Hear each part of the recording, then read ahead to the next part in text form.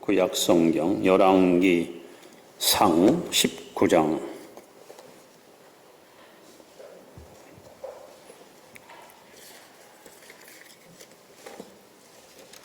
구약성경 549페이지입니다.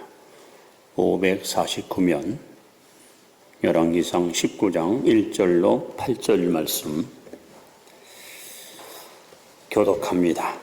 아합이 엘리야가 행한 모든 일과 그가 어떻게 모든 선지자를 칼로 죽였는지를 이세벨에게 말하니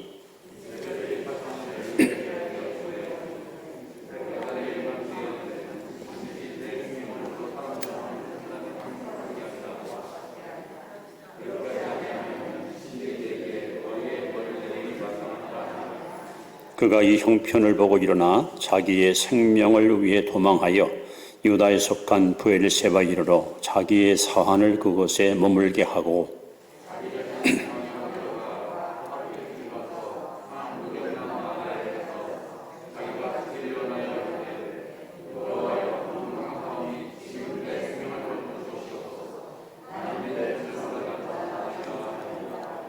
노뎀나무 아래에 누워 자더니 천사가 그를 어루만지며 그에게 이르되 일어나서 먹으라 하는지라.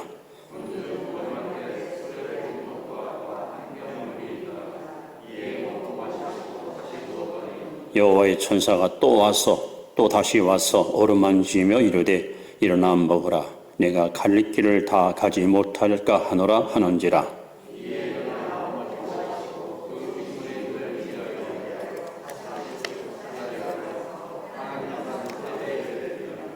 아멘. 8절 말씀까지 보았습니다. 자, 지난 시간에 이어서 한 번 더 여러분 따라하시 바랍니다. 내가 태어나서 제일 잘한 일은 예수 믿고 구원받은 일이고 내게 있어서 가장 행복한 시간은 예배드리는 이 시간이다. 시작!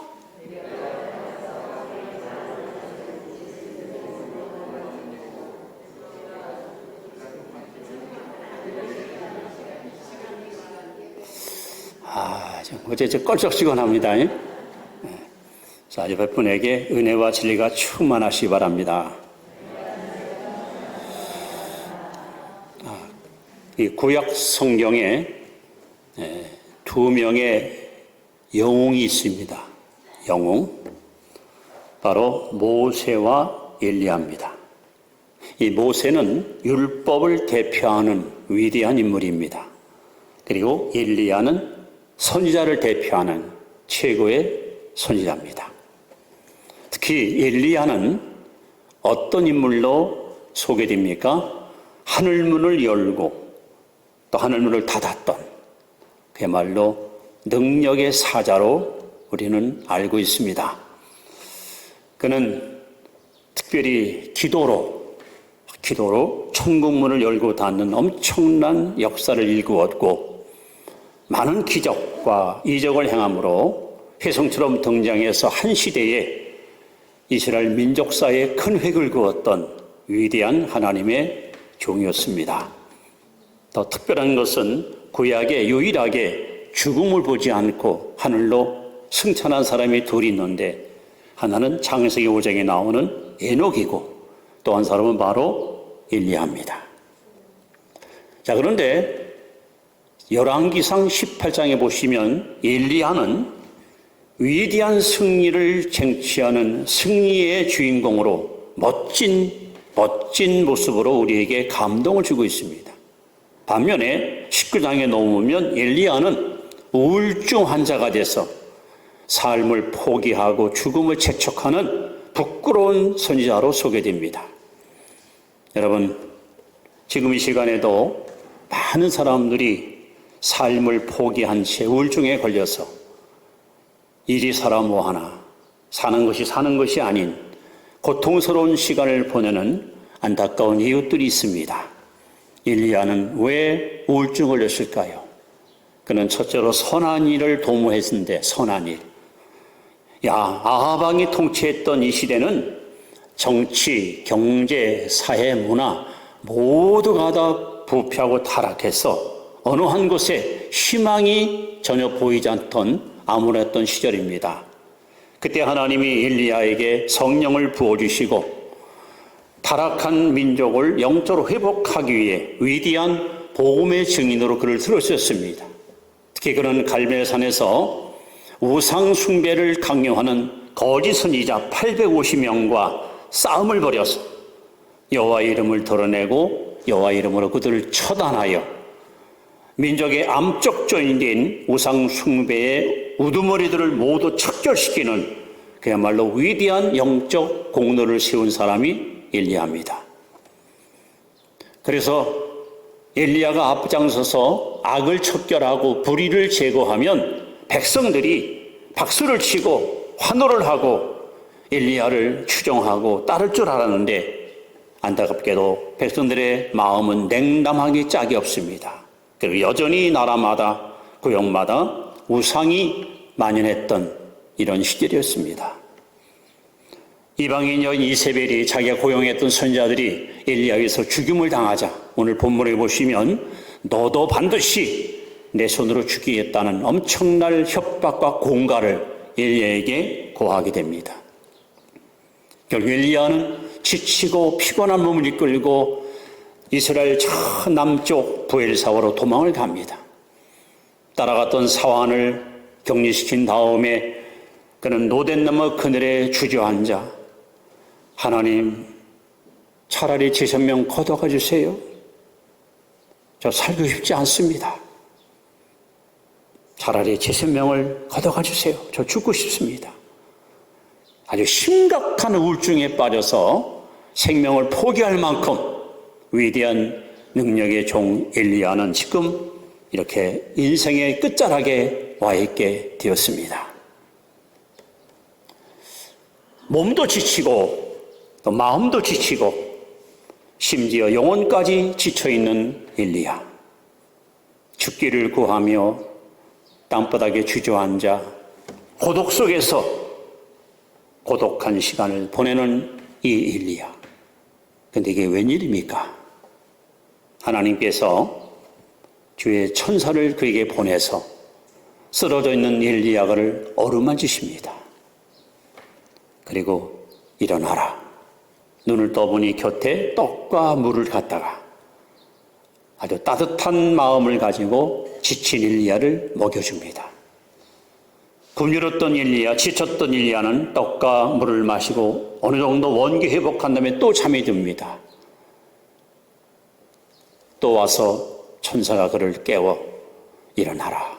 어루만지며 역시 떡과 포도를 또 먹입니다. 오늘 이 본문을 보면서 어루만짐이라는 이 단어가 제 가슴에 꽉 박히는 거예요. 오늘 이 시대에, 코로나 시대에, 어려운 시대에, 모두가 지치고 힘든 시대에 우리에게 정말 필요한 것은 하나님의 어루만짐입니다. 이 시간 하나님께서 여러분의 영혼을, 여러분의 마음을, 여러분의 지친 몸을, 여러분의 상처받은 여러분의 심정을 어루만져 주실 줄로 믿습니다. 왜 하나님은 지친 엘리야, 우울증 빠져있는 엘리야에게 이렇게 어루만짐이라는 특별한 방법을 통해서 엘리야를 이렇게 다루셨을까요? 이 어루만짐 속에는 하나님의 놀라운 뜻이 이렇게 자세하게 언급된 것을 알 수 있습니다. 그래서 저는 오늘 어루만짐이라는 제목을 가지고 하나님이 우울증에 빠진 엘리야에게 천사를 보내서 이렇게 먹이고 마시게 하고 어루만진 이유가 뭘까? 첫 번째 이유를 먼저 소개하면 바로 변함없는 하나님의 사랑을 하나님께서 그에게 보여준 거예요. 여러분, 하나님은 변치 않습니다. 우리가 신앙생활 잘할 때만 하나님이 아이고 이쁘다, 그래 참 고맙구나, 그런 하나님이 아닙니다. 오히려 내가 연약할 때, 내가 넘어질 때, 내가 실패할 때, 내가 쓰러질 때 주님은 가까이 다가오셔서 우리를 어루만지시는 하나님이십니다. 지금 엘리야는 극도의 피곤, 극도의 어떠한 삶의 희망을 잃어버린 채 오죽하면은 여러분, 하나님 차라리 제 생명 거둬가세요. 저 죽고 싶어요. 나 살고 싶지 않아요. 목숨을 하나님께 낼 만큼 이렇게 여러분 힘들었겠습니까? 이런 엘리야에게 하나님은 너무나도 애정어린 손길로 다가와서 저를 어루만지며 변함없이 내가 너를 사랑한다. 변함없이 내가 너를 아끼고 귀히 여긴다. 그래서 엘리야를 다독거려주는 자상한 하나님의 모습을 여기서 우리는 보게 됩니다. 여기 어루만졌다는 것은 쉽게 말하면 하나님의 애정 표시예요. 애정 표시. 얼마 전에 저희 선배 목사님 은퇴하신 분이 아주 그냥 누가 봐도 인고 부부예요. 사모님하고 사이가 너무 좋아요. 근데 사모님이 안타깝게 세상을 떠났어요. 그래서 은하서 공원에서 장례식을 치렀는데 조문을 갔습니다. 언제 평소에 이분이 참 인격적으로나 모든 면에서 존경받는 때문에 많은 주문에게 와서 위로하고 격려하는 것을 보게 됩니다. 저는 가서 아무 소리 안 하고 초췌한 모습으로 하나님 영정 앞에서 힘을 잃고 축 처진 얼굴로 서 있는 목사님께 다가가서 제가 덥석 어루만졌습니다. 아무 얘기 안 했습니다. 안아만 줬습니다. 한참 한 3분? 그 정도 어루만져주고 그냥 인사만 하고 그냥 왔습니다. 그리고 한 몇 개월 지났는데 그 목사님이 저한테요. 고마워요. 너무 고마워요. 많은 사람들이 찾아와서 조문했지만 목사님이 나를 이렇게 탁 어루만져 줄 때 너무 내가 위로가 되고 얼마나 힘이 되는지 아마 평생에 그 순간을 잊지 못할 것이라 그렇게 말씀하십니다. 여러분, 지금 우리는 많이 지쳐 있습니다. 삶이 힘들고 하루하루 살아가는 삶이 어떤 분은 살아오는 판을 걸은 것처럼 그런 고난의 골짜기를 걷고 있습니다. 더군다나 주를 위해서 열심히 헌신하고 충성하고 봉사했는데 내게 돌아온 것은 행복과 즐거움이 아니라 매일매일 반복되는 고통의 연속이고 그리고 시련의 연속입니다. 그런 우리에게 우리 하나님은 변함없이 다가오셔서 여러분의 마음을 어루만져 주시면서 당신의 진한 사랑을 아낌없이 우리에게 드러내는 분이 우리 하나님이십니다. 시편 103편 14절에 보시면 하나님은 우리의 체질을 아십니다. 나보다 나를 더 잘 아십니다. 내가 어느 부분이 연약하고 어느 부분이 내가 준 장점이 있는지 하나님은 너무나도 나를 잘 아시는 분이십니다. 여러분, 아이가 아파서 열이 오르고 힘들어할 때에 든든한 아빠가 와서 한번 이렇게 머리를 쓰다듬고 어루만져 주면요 얼마나 여러분 신뢰가 생깁니까? 아이가 아파서 막 엉엉 울고 보칠 때 엄마의 따뜻한 손길로 아이를 어루만져 주면 애가 얼마나 여러분 마음에 평안함이 있습니까? 오늘 상처받고 시달려 있는 저와 여러분에게 성령님이 이 시간도 오셔서 여러분의 마음과 영혼을 어루만져 줄 줄로 믿습니다. 하나님은 어떤 분이십니까? 히브리 13장 5절에 보시면 내가 결코 너를 떠나지 아니하며 내가 결코 너를 버리지 아니하리라. 우리 성경에는 결코라는 말이 2번 써 있지만 원본에 보시면요 5번이나 자 하나님이 우리에게 말씀합니다. 내가 결코 너를 떠나지 아니하며 너를 버리지 아니하리라. 그래서 하나님의 어루만짐이라는 이 말씀과 연관된 성경을 하나 소개합니다. 이사야 49장 15절 말씀입니다. 한번 우리 이사야 49장 15절 말씀을 함께 여러분 읽으면서 하나님이 얼마나 나를 사랑하시는지 얼마나 나를 귀히 여기시는지 다시 한번 이 시간 확신하는 그런 복된 시간 되길 바랍니다. 자, 이사야 49장 15절 말씀을 한번 보시기 바랍니다. 읽습니다. 시작. 여인이 어찌 그 젖 먹는 자식을 잊겠으며 자기 태에서 난 아들을 긍휼히 여기지 않겠느냐. 그들은 혹시 잊을지라도 나는 너를 잊지 아니할 것이라. 할렐루야. 세상에 어떤 엄마가 자기 자식을 잊어버리겠어요? 내가 낳은 내 자식을 잊어버리는 엄마가 있습니까? 그러는 엄마, 혹 자식을 잊을 엄마는 있을지라도 하나님은 절대 여러분을 잊지 않습니다. 결코 하나님 여러분을 버리지 않습니다. 끝까지 하나님 우리를 사랑하십니다. 그래서 요한복음 13장 1절에도 보시면 예수께서 자기의 사람을 사랑하시되, 한번 따라합시다. 끝까지 사랑하시느니라. 어떤 형편과 어떤 처지에 있든지 하나님의 사랑은 불변입니다. 변함없습니다. 여러분 고독하십니까? 지쳐 있습니까? 상처가 있으십니까? 마음이 아프십니까? 어디 가서 가슴을 열어놓고 이 마음을 표할 자가 없어서 홀로 잠을 못 이루며 힘든 시절을 보내십니까? 하나님은 여러분을 포기하지 않습니다. 떠나지 않습니다. 버리지 않습니다. 끝까지 사랑하십니다. 그리고 변함없이 여러분이 지칠 때마다 다가오셔서 우리를 어루만지시는 자비로우신 하나님이 바로 우리 하나님이십니다. 자, 우울증에 빠진 엘리야에게 하나님이 천사를 보내서 어루만진 두 번째 이유는 뭘까요? 그것은 바로 필요한 나의 존재. 다시 말하면 너는 아직 죽을 때가 아니야. 너는 아직 할 일이 있어. 너는 아직도 할 중요한 사명이 네 어깨에 메어 있다. 이걸 지금 확인시키는 거예요. 여러분, 지금 엘리야가 이 우울증에 빠진 결정적 원인은 뭡니까?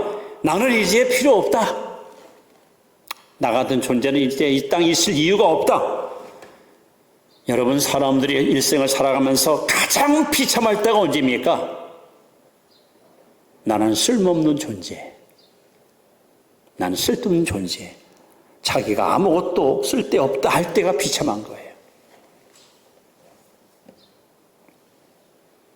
사이가 좋은 어느 부부, 굉장히 아끼고 사랑하던 부부 사이에 어느 날 여자가 우울증을 얻다가 자살한 이야기가 있었습니다.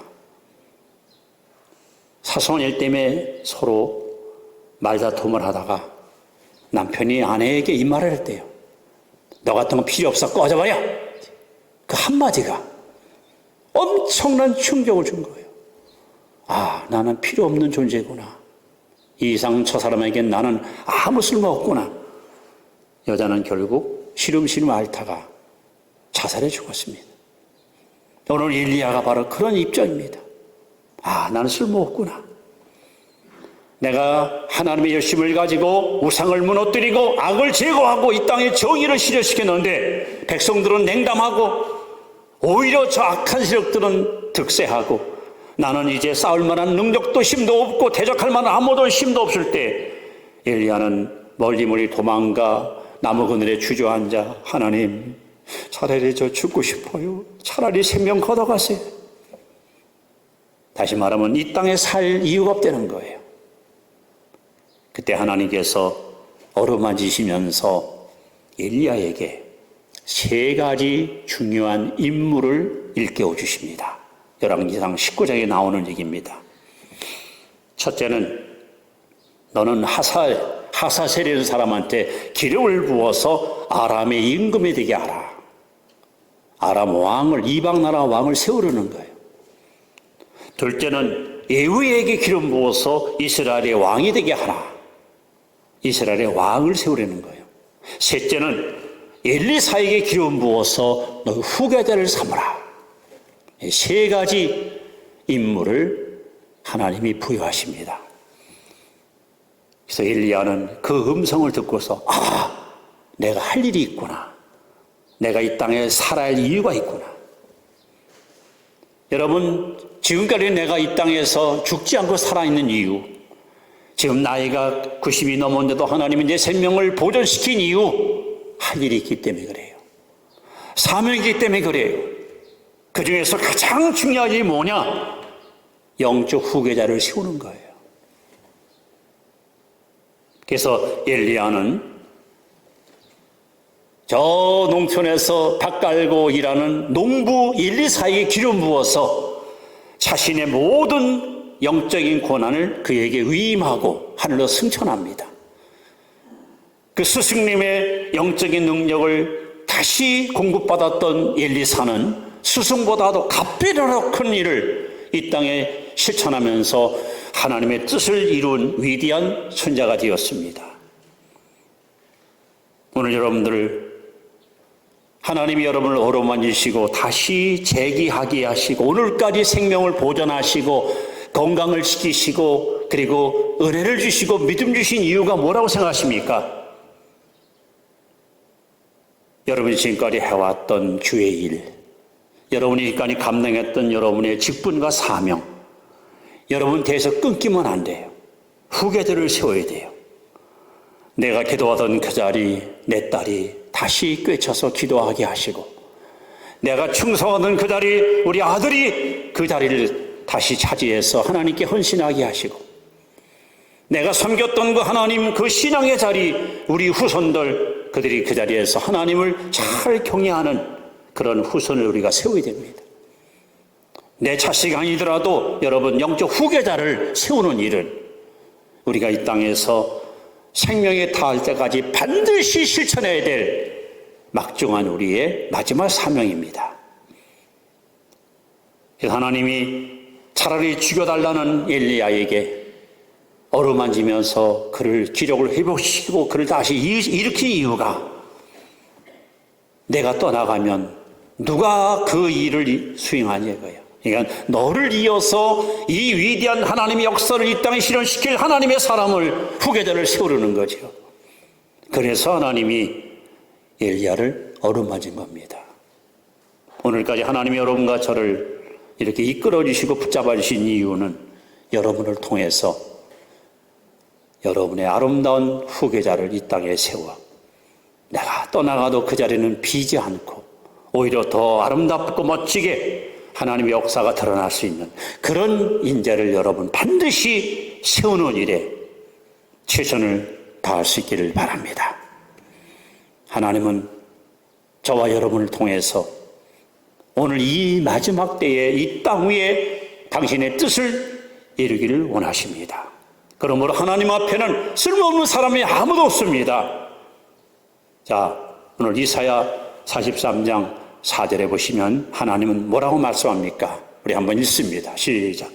네가 내 눈에 보배롭고 존귀하며 내가 너를 사랑하였은즉 내가 네 대신 사람들을 내어주며 백성들이 네 생명을 대신하래. 여기 보면 하나님이 우리를 보고 뭐라고 표현합니까? 보배롭고 존귀한 자. 여러분 어떤 사람입니까? 하나님 앞에 보배롭고 존귀한 자입니다. 믿으시기 바랍니다. 자, 세 번째, 하나님이 왜 엘리야를 어루만지면서 이렇게 격려했을까요? 독려했을까요? 다시 희망을 주고 용기를 줬을까요? 너는 절대 희망을 포기하지 말라는 거예요. 포기하지 말라는 거예요. 자, 여러분 18절 말씀 우리가 보지 않았습니다. 한번 보겠습니다. 자, 시작. 그러나 내가 이스라엘 가운데에 7,000명을 남기리니 다 바알에게 무릎을 꿇지 아니하고 다 바알에게 입맞추지 아니한 자니라. 이 말은 왜 나온지 아십니까? 여기 제가 읽어드립니다. 14절에 보시면 주의 선지자를 죽였으며 오직 나만 남았거늘. 지금 엘리야는요 자기 혼자만 하나님을 섬기고 자기 혼자만 악과 싸우는 줄 알았어요. 이 땅에는 모두 죄악에 오염되고 우상에 무릎 꿇고 하나님을 잊어버린 줄 알았어요. 그래서 하나님, 이 이스라엘 나라에 하나님을 경배하고 예배하는 자는 오직 저밖에 없는데 나 혼자 살아서 뭐합니까? 그래서 죽여달라 하는 거예요. 하나님께서는 놀랍게도 아니다. 이 땅에 무릎 꿇지 않은 우상 앞에 무릎 꿇지 않은 7,000명의 의로운 자들이 있다는 거예요. 너 희망을 포기하지 마라. 나는 절대 혼자가 아니다. 내 편이 있다. 너와 뜻을 같이 하는 사람도 있다는 거죠. 사실 아까 말씀한 대로 엘리야 시대는 제일 문제가 이 종교가 부패한 거예요. 나무로 보면 뿌리가 썩은 거예요. 그리고 아합 왕은요, 얼마나 어리석고 탐심이 많은 왕인지 사마리아에 별장이 있어요. 별장 창문을 쫙 열면요, 밭에 포도밭이 있는데 포도원 주인이 나봇이라는 사람이에요. 너무 포도나무가 잘 자라고 열매가 튼실한 거예요. 어느 날 갑자기 욕심이 생겼어요. 자기는 왕입니다, 지금. 나봇을 부릅니다. 야, 너 저 나한테 팔어.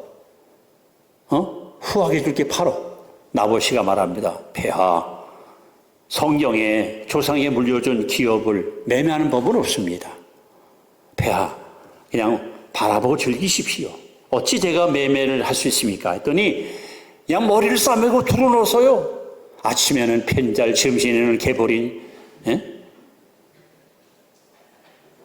그럼 부인이 이 소식을 듣고요. 아니, 왜 누워 계세요, 폐하? 아, 나 저 포도원 갖고 싶은데 저놈의 새끼가 안 판대. 걱정하지 마세요. 이 왕후가 마을에 가서 돈을 주고 사람을 사주합니다. 그리고 그들이 여러분, 저 나봇이 감히 임금님을 저주했습니다. 자, 이런 데는 어떻게 됩니까? 돌로 때려 죽게 됩니다. 나봇은 아무 죄 없이 붙잡혀갔어요. 돌에 맞아 죽어요.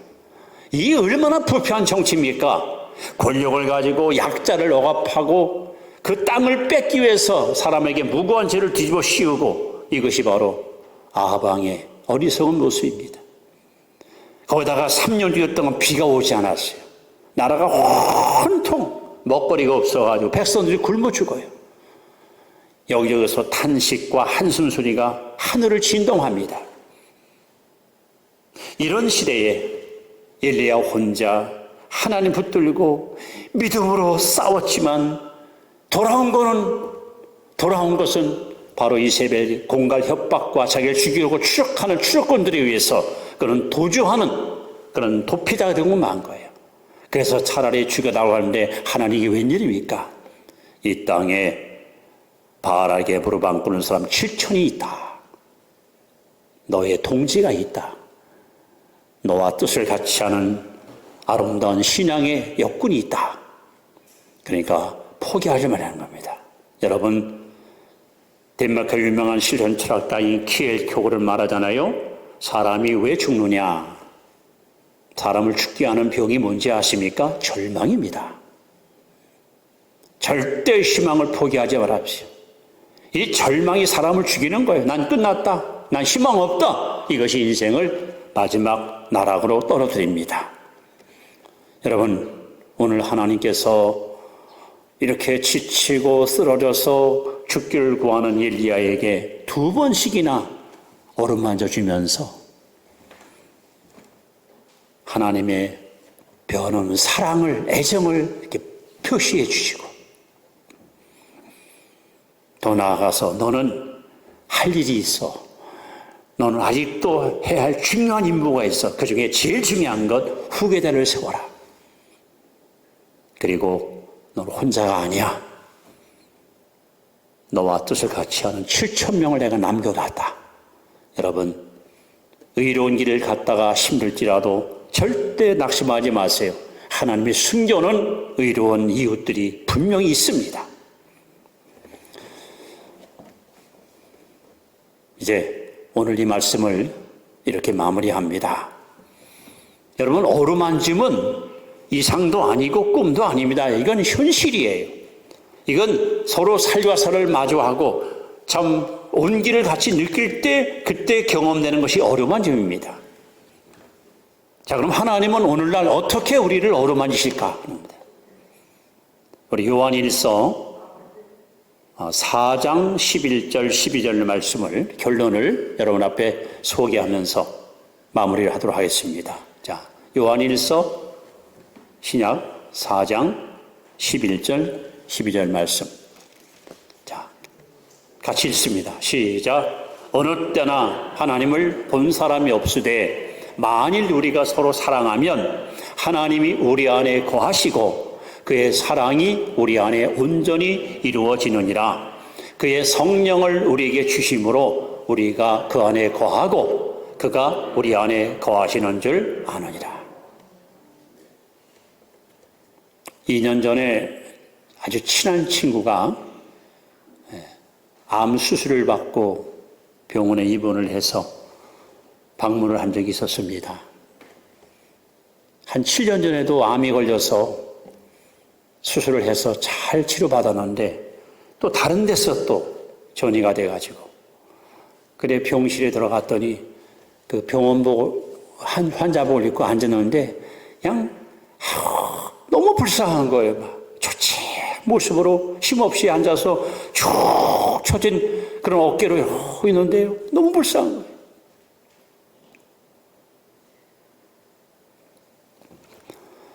할 말이 없어요. 뭐라고 위로해 줄지. 물론 당연히 기도해 줘야죠. 또 기도를 간 거니까. 근데 저는 기도 한마디 않고 한마디 말도 없이 그냥 침대에 앉아있는 그 친구 제가 다가가서 이렇게 어루만졌어요. 한 10분 동안 이렇게 안고서 가만히 있었어요. 마음으로는 기도했죠, 물론. 아무 소리 안 했습니다.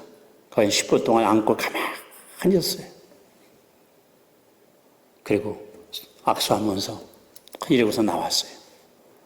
근데 이제 이 친구가 태어나고 나서 하는 소리가 고마워.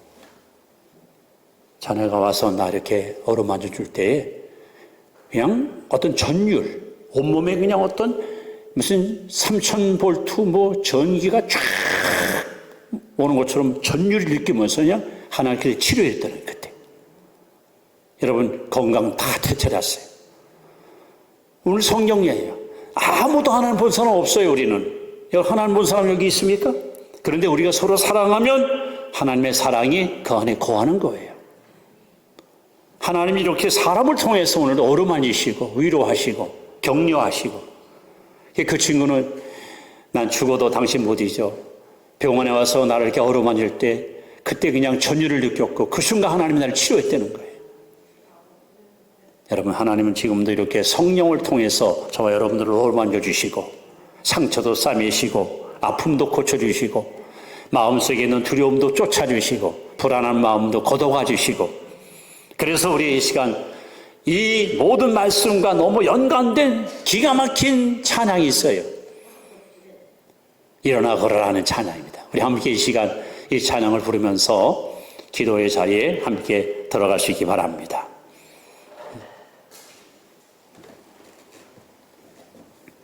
이 가사를 여러분 잘 보시면요. 특히 3절 같은 경우 주님이 안 보여. 안 보여. 돌아보니까 주님이 미소 짓고 나를 바라보고 있어요. 자, 우리 한번 이 찬양을 희망을 가지고 한번 힘차게 불러봅니다.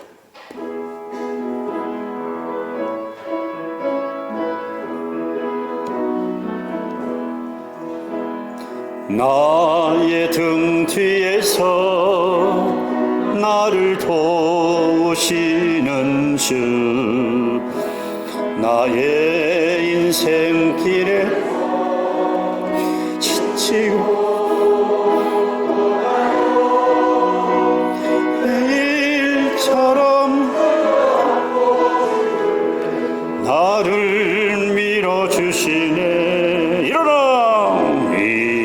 일어나 걸어라. 내가 새 힘을 주리니 걸어라. 내 너를 도우리.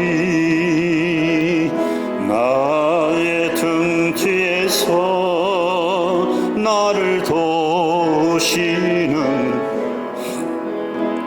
평안의 길을 갈 때 보이지.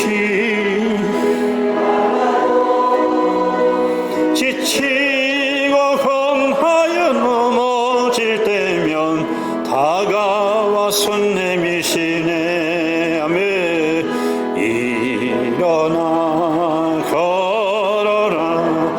내가 새 힘을 주리니 일어나 걸어라.